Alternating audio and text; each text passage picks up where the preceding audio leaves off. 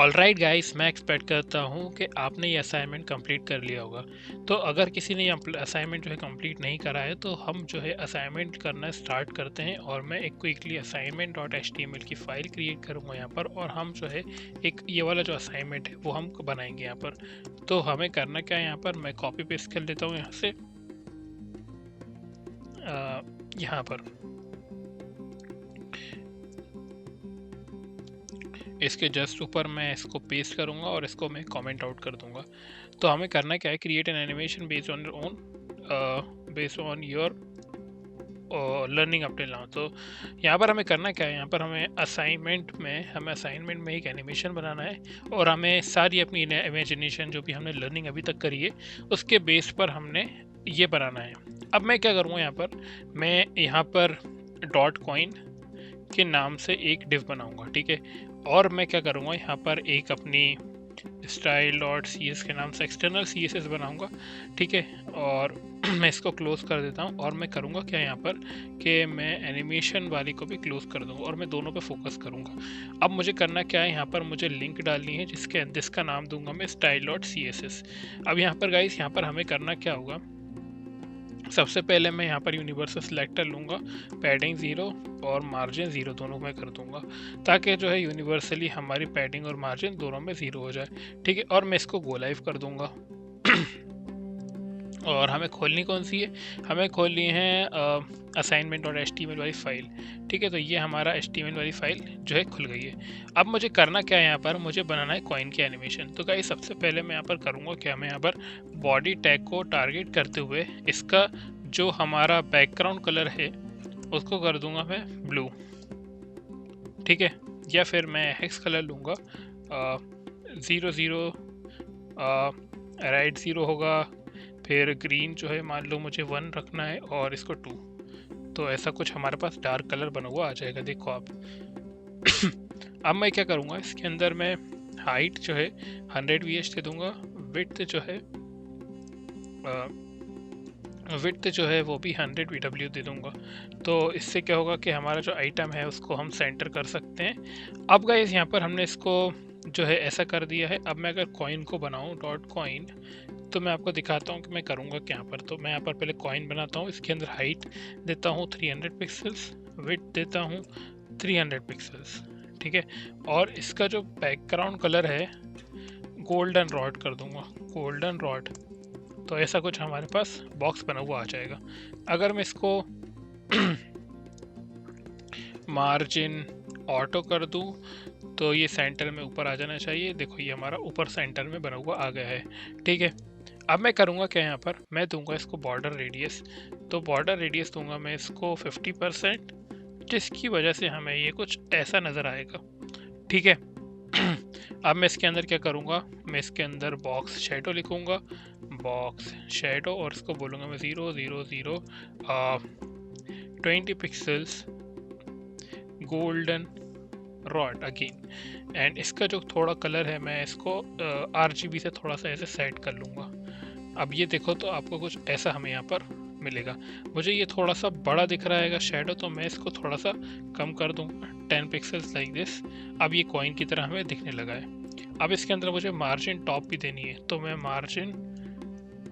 Margin top मान लो मुझे देनी है 50 VH। तो 50 VH की मार्जिन टॉप दे दी, तो ये ज़्यादा ही नीचे आ गया है। मैं क्या करूँगा, इसे 25 VH दे के देखता हूँ, तो थोड़ा सा ऊपर आना चाहिए लाइक दिस। या फिर मैं इसको थोड़ा सा और कम करता हूँ, may be 15 VH should look fine, ठीक है। तो इतनी VH हमने दे दी है। और मैं करूँगा क्या, यहाँ पर मैं बोलूँगा इसको ओवरफ्लो हिडन कर दूँ, जिससे ये ओवरफ्लो नहीं होगा, देखो आप, ठीक है। तो अब ये ओवरफ्लो नहीं हो रहा है और हमें इसको रोटेट कराना है। अब रोटेट के लिए हमें रोटेशन प्रॉपर्टी डालनी है। उससे पहले मैं क्या करूँगा, मैं स्यूडो सिलेक्टर्स का यूज़ करके यहाँ पर कॉइन लिखूँगा। मैं आपको दिखाता हूँ कि मैं क्या मैं करूँगा क्या यहाँ पर। अगर मैं बोलूँ यहाँ पर कॉइन और मैं बोलूँ यहाँ पर आफ्टर, ठीक है, ठीक है। यहाँ पर मैं आफ्टर बोलूँ और कंटेंट लिखूँ यहाँ पर कॉइन, तो यहाँ पर देखो कि आप कॉइन लिखा हुआ आ गया है। ये देखो आप, ये कॉइन लिखा हुआ दिख रहा है हमें। अब मैं क्या करूँगा, यहाँ पर मैं सिंपली बोलूँगा, कॉइन तो लिख दिया हमने, अब इसको मैं बोलूँगा कि इसका जो यहाँ पर पोजीशन जो है रिलेटिव रखूँगा और इसकी पोजीशन जो है इसकी मैं एब्सोल्यूट रखूँगा।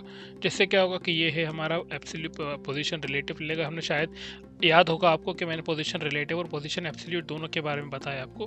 तो यहाँ पर वो चीज़ हम जो है अप्लाई कर रहे हैं। अब यहाँ पर मैं पोजीशन एब्सोल्यूट लगा रहा हूँ और फिर यहाँ पर इसको सेव करूँगा। तो यहाँ पर देखो कुछ ऐसा हमारे पास बना हुआ आ जाएगा। अब मैं करूँगा क्या, मैं यहाँ पर इसका जो फॉन्ट साइज़ है इसको दे दूँगा मैं 20 या फिर 30 पिक्सल्स, और हम देखते हुए चलते हैं ये कैसा दिख रहा है। मे बी 30 पिक्सल्स थोड़ा छोटा है, मैं इसको 70 या 60 पिक्सल्स दे देता हूँ, 66 पिक्सल्स देता हूँ। तो आप देखो कि 60 पिक्सल्स में ये ठीक दिखने लगा है। या फिर मैं काम करता हूँ इसको 70 पिक्सल्स ही दे देता हूँ। ठीक है, इसको फॉर्मेट डॉक्यूमेंट कर देता हूँ तो कुछ ऐसा हमारा फॉर्मेट दिखेगा। अब इसका जो फॉन्ट वेट है इसको मैं बोल्ड कर दूंगा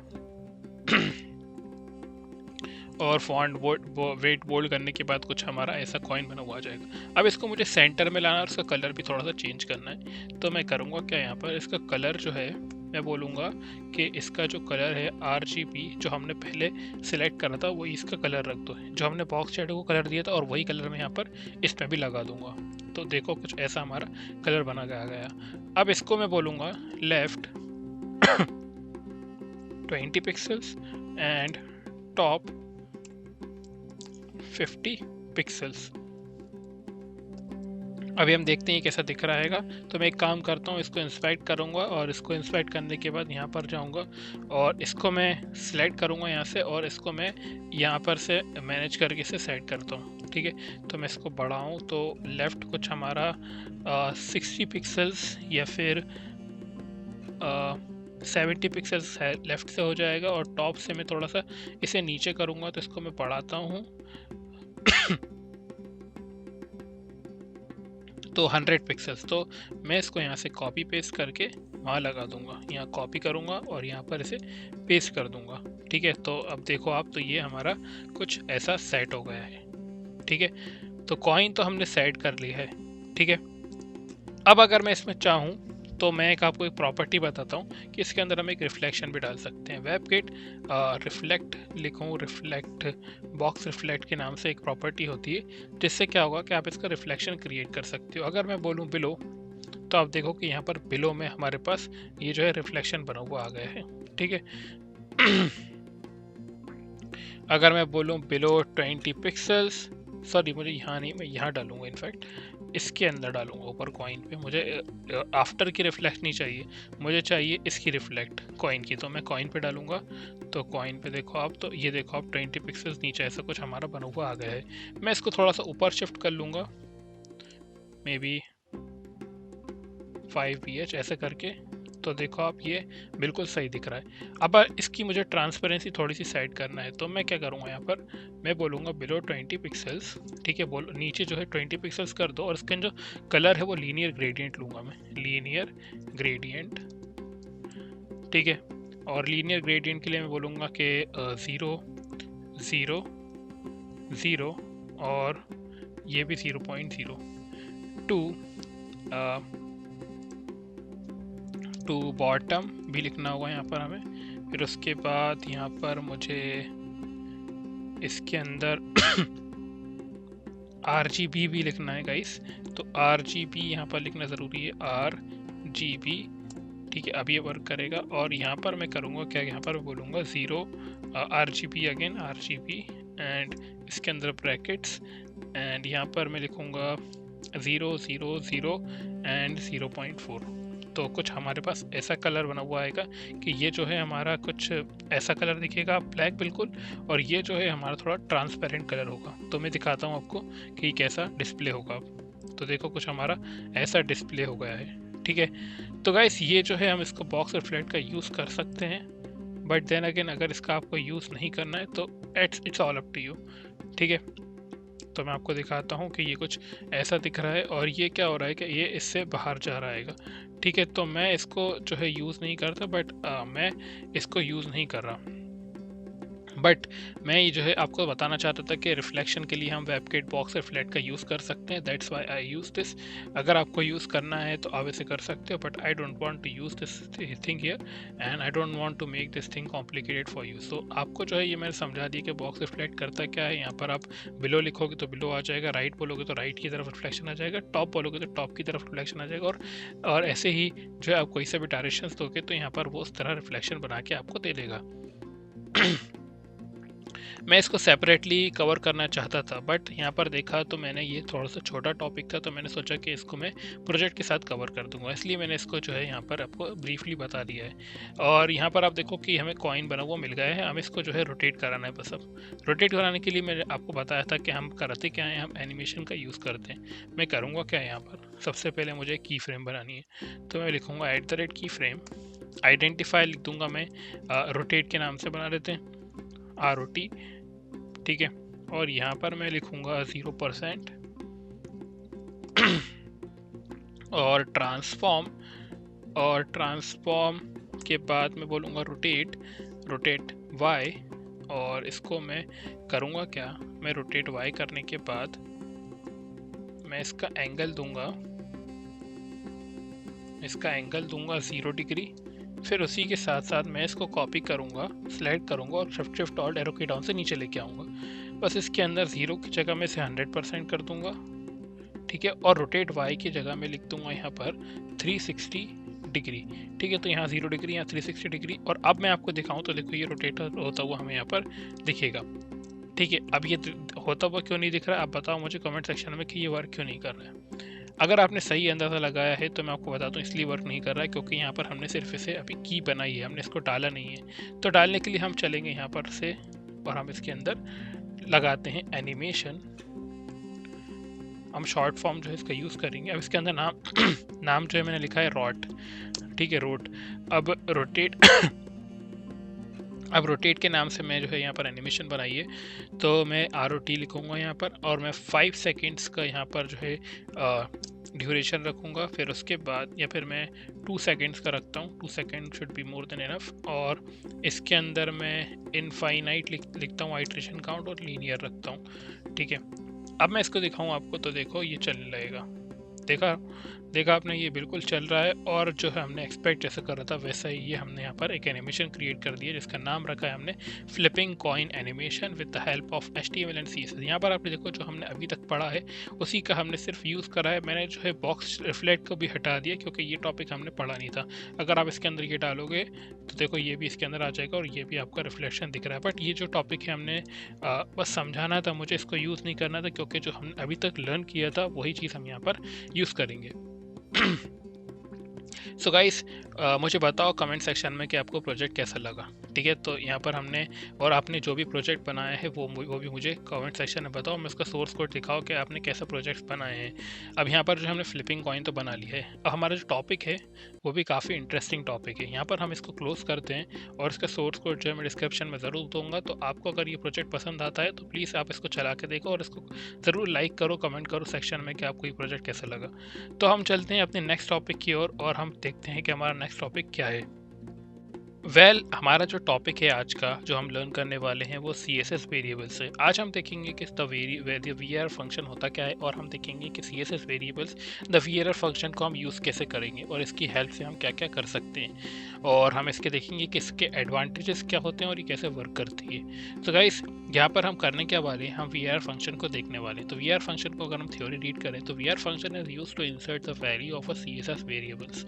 यहाँ पर हम वेरिएबल्स बनाना देखेंगे, वेरिएबल्स कैसे बनाते हैं, और हम इसको देखेंगे कि VAR फंक्शन कैसे यूज़ कर सकते हैं। CSS variable have access to DOM which means that you can create variables with local or global scope, can change the variables with JavaScript and change the variable based on media queries। यहाँ पर हम media queries और JavaScript से जो है उसको भी उससे भी समझेंगे, बट यहाँ पर हमने अभी जावास्क्रिप्ट का ट्यूटोरियल नहीं है तो मैं इसको थोड़ा जो है स्किप करना चाहूँगा। और मीडिया क्वेरीज में जब हम टॉपिक पढ़ेंगे मीडिया क्वेरीज के अंदर तो हम देखेंगे कि मीडिया क्वेरीज क्या होती हैं और उसके अंदर हम देखेंगे कि हम VAR फंक्शन को कैसे यूज़ कर सकते हैं।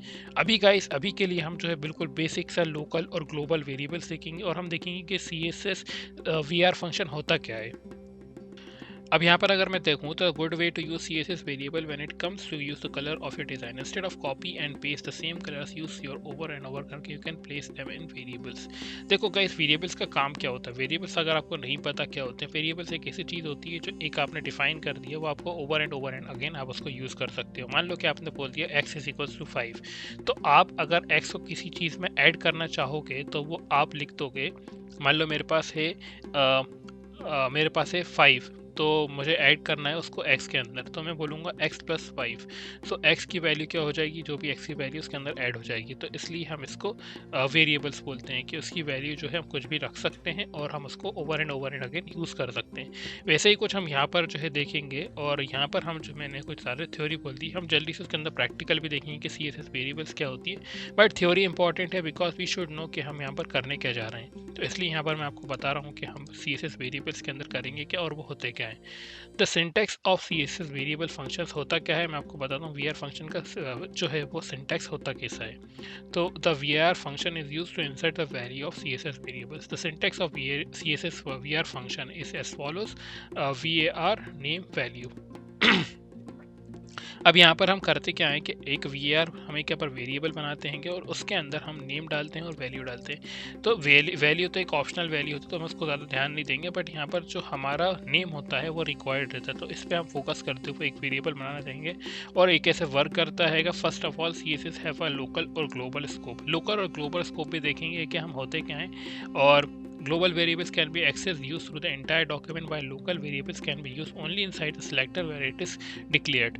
तो यहाँ पर बोला क्या जा रहा है कि ग्लोबल वेरिएबल्स जो होते हैं वो ग्लोबली यूज़ किए जा सकते हैं, मतलब आप उसको एक बार डिफाइन करो और वो कहीं पर भी यूज़ हो सकते हैं।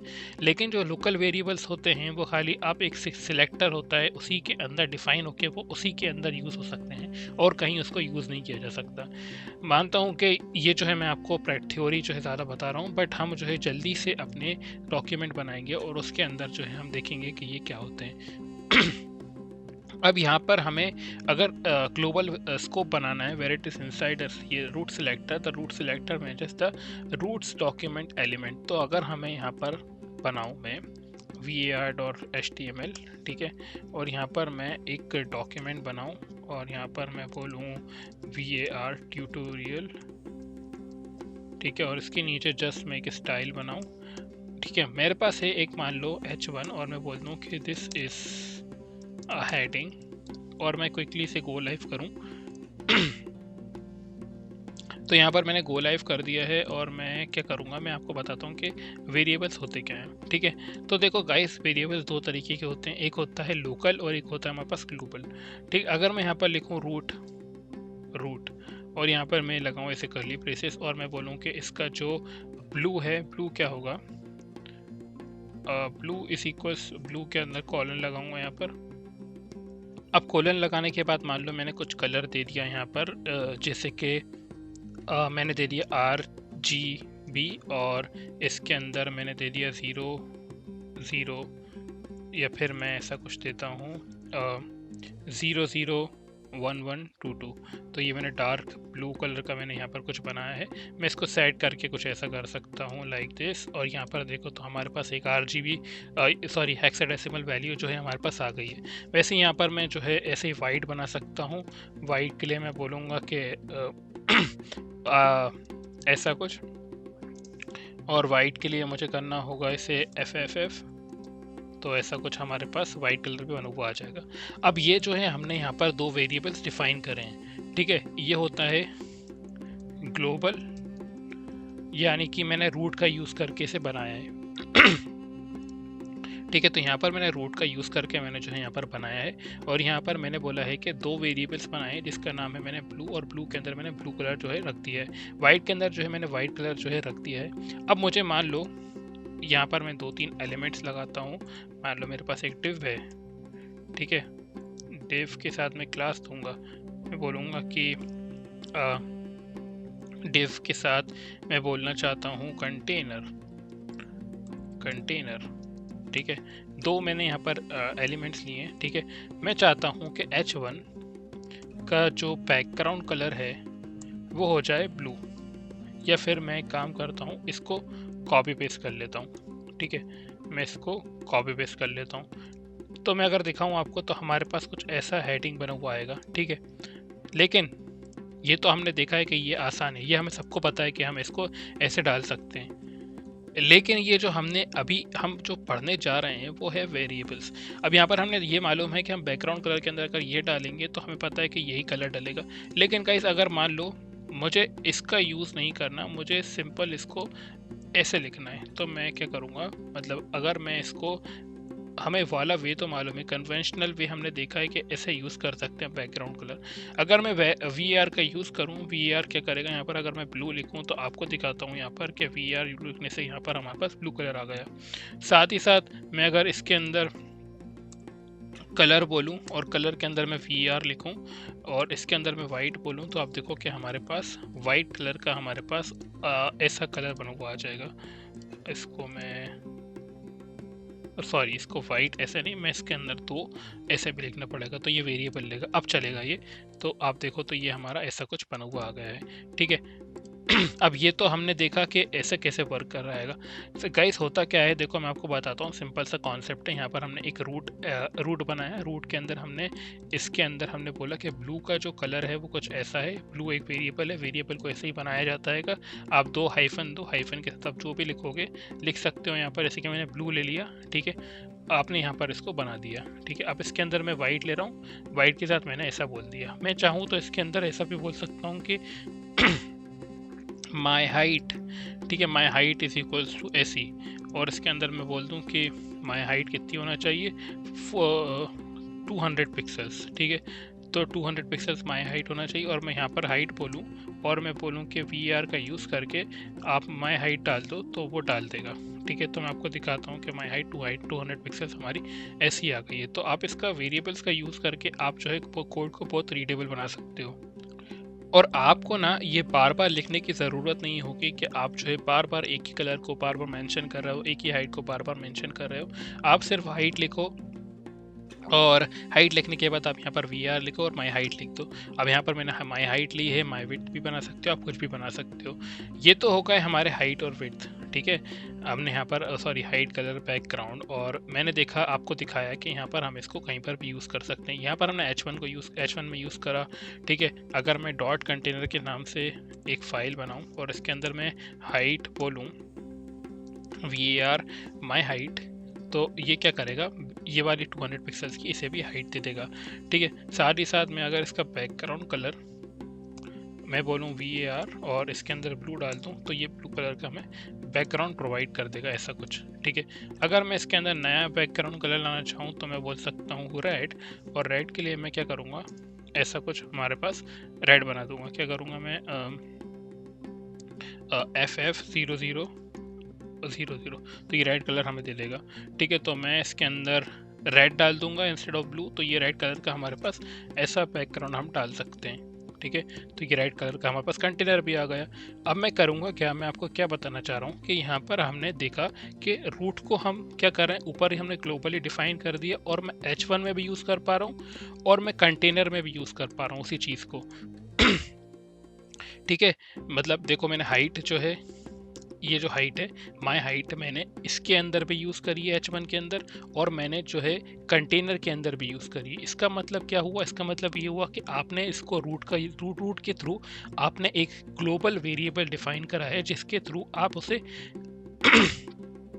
आप उसे कहीं पर भी यूज़ कर सकते हो थ्रू आउट दी स्टाइल। आप उसके अंदर CSS में उसको कहीं पर भी यूज़ कर सकते हो। देखो यहाँ पर हमने H1 के अंदर भी यूज़ कर लिया, हमने कंटेनर के अंदर भी यूज़ कर लिया। तो यही होते हैं ग्लोबल वेरिएबल्स कि आप एक रूट एलिमेंट बनाओ और रूट एलिमेंट के अंदर आप उसके अंदर वेरिएबल्स डिफाइन करो। वेरिएबल्स डिफाइन करने का मतलब है कि आप वेरिएबल को कोई वैल्यू, तो जैसे कि मैंने ब्लू को ब्लू वैल्यू दे दी, वाइट को white they the, my height को 200 पिक्सल दे दी, रेड को मैंने रेड वैल्यू दे दी, तो इसका मतलब है कि मैं इसको कहीं पर भी यूज़ करूँगा तो ये यूज़ हो जाएगी, ठीक है।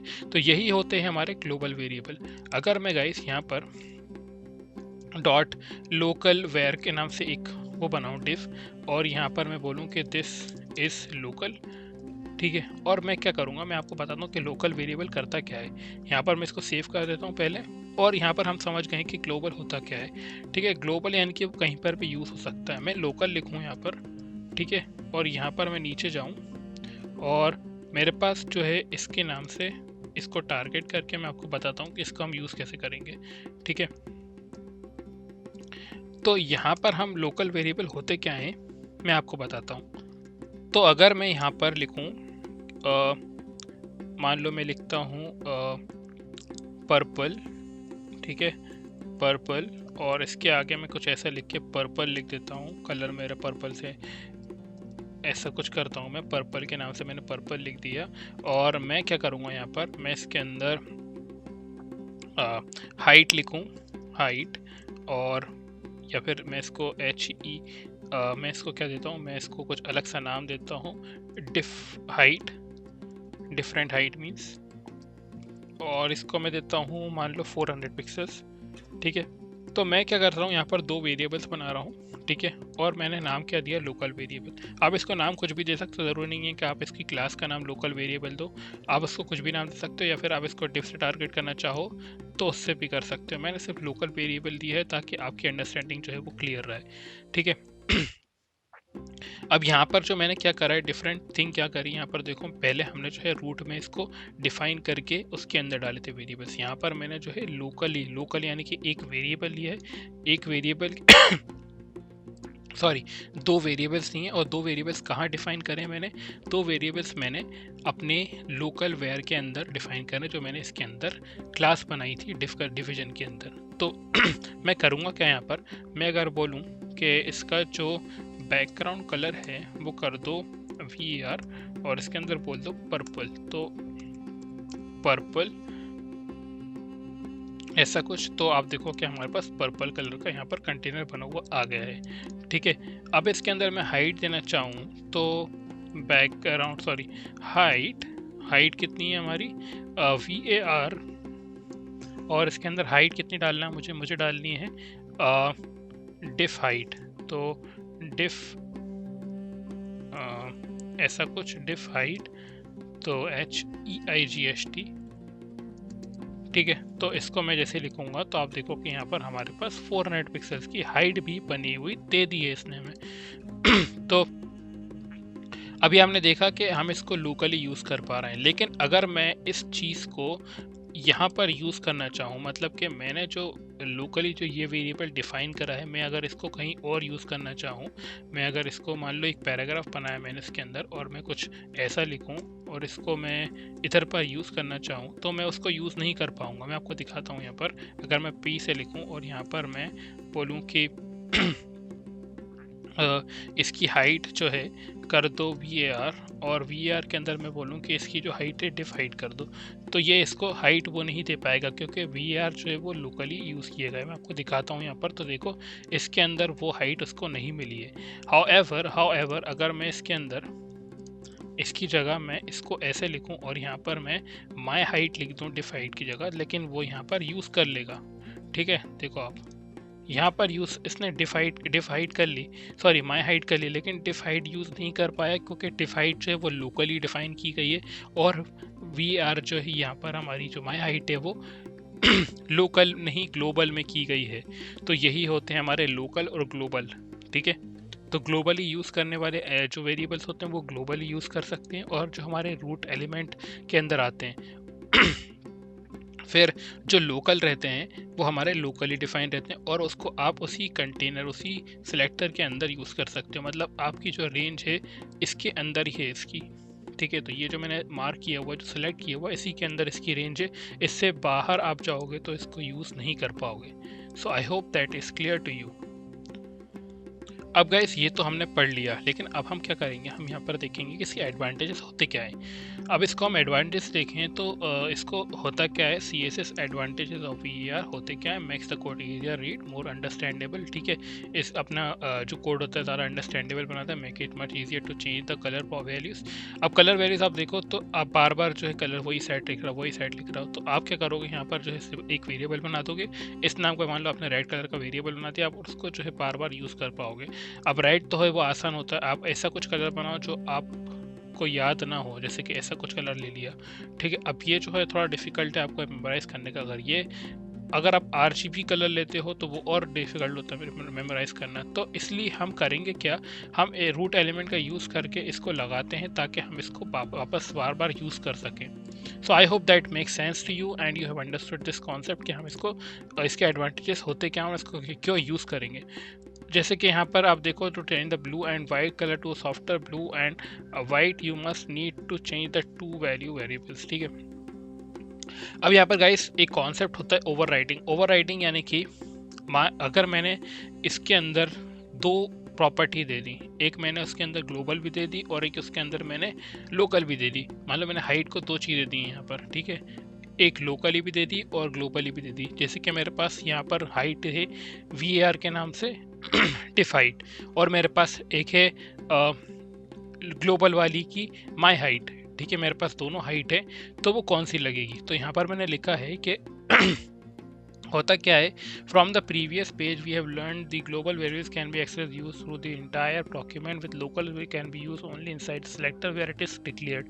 जैसे कि हमने लर्न करा प्रीवियस पेज से कि हम यहाँ पर जो है क्या कर सकते हैं कि जो हमारे लोकल वेरिएबल्स होते हैं वो खाली इनसाइड सिलेक्टर जो है डिक्लेयर करके उनको यूज़ कर सकते हैं, आउटसाइड दिस सिलेक्टर हम उसे यूज़ नहीं कर सकते। ये हमने ऑलरेडी देखा था। Sometimes we want the variable to change only in specific section of the page. Assume we want a different colour of blue for blue button for button elements, then we can declare the blue variable inside the button selector. When we use BR blue inside this selector, it will use the local blue variable declared here. We see that the local blue variable will override the global blue variable for the button elements. अगर मैं आपको बताऊं तो हो क्या रहा है यहाँ पर, ठीक है, ये सब तो हमने समझ लिया। अब जो एक नया कॉन्सेप्ट आता है, मान लो नया कॉन्सेप्ट तो नहीं कहेंगे, बस ओवरराइडिंग कहेंगे। ओवरराइडिंग यानी कि एक वैल्यू है, उसके ऊपर कोई सी अगर हम सेम चीज़ लगा दें तो वो कौन सी वैल्यू अप्लाई होगी उसे बोलते हैं ओवरराइडिंग। मैं आपको बताता हूँ कि मैं क्या कह रहा हूँ। यहाँ पर मैं लिखता हूँ H2 और यहाँ पर बोलूँ this is overriding tutorial.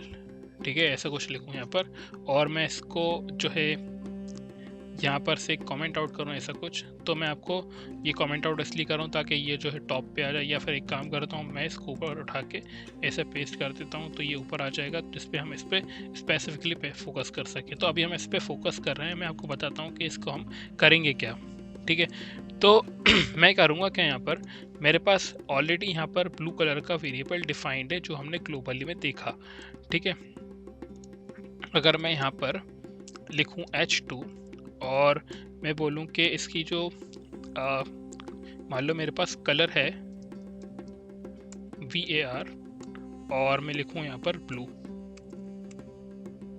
Blue ऐसा कुछ, तो आप देखो कि यहाँ पर ब्लू कलर आ जाएगा। ये हमें ऑलरेडी पता है। मैं इसका बैकग्राउंड कलर लूँगा, इनफैक्ट ब्लू बैकग्राउंड BGC, तो ऐसा कुछ आ जाएगा। इसको थोड़ा सा मुझे कट करना पड़ेगा, ऐसा कुछ। अब ये देखो आप, मैं दिखाता हूँ तो ये ब्लू कलर हमारे पास ऐसा आ जाएगा। ठीक है, आई होप कि आपको ये समझ में आ गया होगा। वैसे तो ये जो हमने वही चीज़ पढ़ी लिखी है जो हमने अभी पहले पढ़ी थी। अब ये जो हम ओवरराइडिंग का कॉन्सेप्ट है, मैं आपको समझाता हूँ कि ओवरराइडिंग का कॉन्सेप्ट होता क्या है। यहाँ पर हमने वेरिएबल जो है यहाँ पर हमने ग्लोबली बनाया है। मैं चाहता हूँ कि ब्लू कलर को कोई सी और सी प्रॉपर्टी सिर्फ इस कंटेनर के लिए, सिर्फ इस H2 के लिए मैं दूँ। मतलब कि यहाँ पर मैंने ब्लू कलर जो है इसको ऐसा दिया है। ठीक है, मैं चाहता हूँ कि यहाँ पर सिर्फ H2 के लिए, H2 जो हमारा यहाँ पर बना है उसके लिए मैं ये चीज़ लगाऊँ। तो मैं क्या करूँगा, यहाँ पर H2 के लिए मैं अगर लगाना चाहता हूँ तो मैं यहाँ पर लिखूँगा ब्लू। ठीक है, ब्लू, और यहाँ पर मैं इसको कलर कुछ ऐसा दे दूँ ब्लू। तो आप देखो कि इसको थोड़ा सा डार्क कलर दूँ तो डिफरेंट दिखेगा ये। तो अभी आप देखो तो ये ओवरराइड कर गया है। तो यही होती है ओवरराइडिंग। तो गाइस यहाँ पर हुआ क्या है मैं आपको समझाता हूँ। देखो, सबसे पहले हमने यहाँ पर एक ब्लू कलर लिया था जो हम ग्लोबली यूज़ कर रहे थे।